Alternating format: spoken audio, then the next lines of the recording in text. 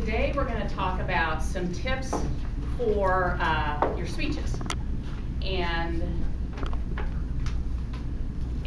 so at Toastmasters, the general guidance is tell them what you're going to tell them, kind of like what Bud was saying. Tell them what you're going to tell them, and then tell them what you just told them, right? That's the general outline of it. That's a good outline for a speech. Last night I went to a fundraiser, and the group is More Squared, and More is Metro Organization for Racial and Economic Equality. This is a group where area churches get together, try to make an impact on the city, on hiring practices, and on providing transportation for people, and just generally people that need help and making sure that the services that they need are there. So there is a room full of preachers that were speaking. And preachers have different styles, but there was a lot of very big speakers. I honestly think, they probably would never tell you this, but I honestly think that they were kind of trying to one-up each other, because you know, you have one after one. I mean, we probably had 10, 12 different preachers saying something, right? So our main speaker came out, and he was he must hurt his knee. He was hobbling, and he came out there, and he started, and he had a piece of paper, and he was kind of reading and saying things, and I'm like, okay, keynote speaker, didn't expect that, you know, in my head.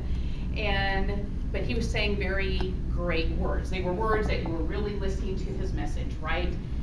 And then he started to build on his message. He got just a little more animated. And then he started to build on his message more. So as this is happening, there's some things that I noticed while he was doing this. And so there's 3 tips I observed last night that I'm going to show you. So the first way he got people involved was a call and response. So I'll give you an example. 95% of the people believe in the sun. What percentage is it? 95. That's great. 95. How much? 95. So there was getting people engaged right away, and you repeated it several times, so everybody, it's a room of 600 people, everybody needed to be engaged. So there was a call and response. And then there was vocal variety. So as I said, when he walked up, very quiet, he built it, and he built it, and then he was yelling. He didn't have a lot of movement, but his voice did all, because as I said, he hurt his knee. His voice did all of his inflection, and it really brought you in. So an example is, global warming is a problem that we have. Wouldn't you all want the Earth to be safe for next generations? And you would say, yes.